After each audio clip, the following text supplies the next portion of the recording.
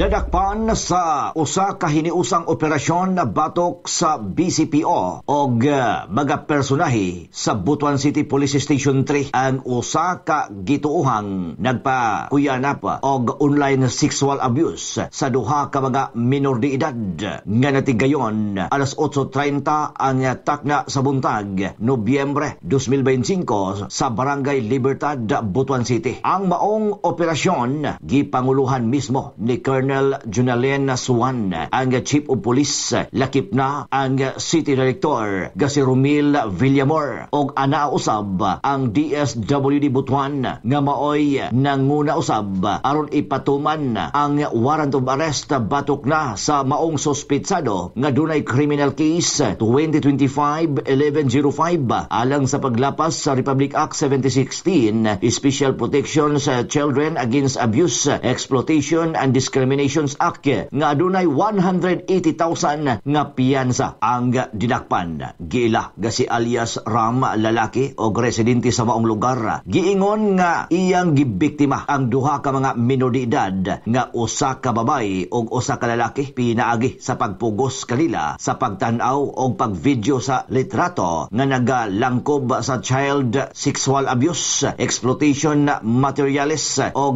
child sexual abuse. Lakip na ang pagpanghilabot sa ilang pribadong partis lawas. Ang suspect gipahibalo sa iyahang mga katungod ubos sa Miranda Doctrine o Anti-Torture Law atol sa pag-aristo kaniya. Sa karon, ana-ana karon nakakustodiya sa Butuan City Police Station 3 alang sa hustong disposasyon o formal nga pagpasaka o kaso. Mga katrupa, lig-onon ta ang atong panglawas.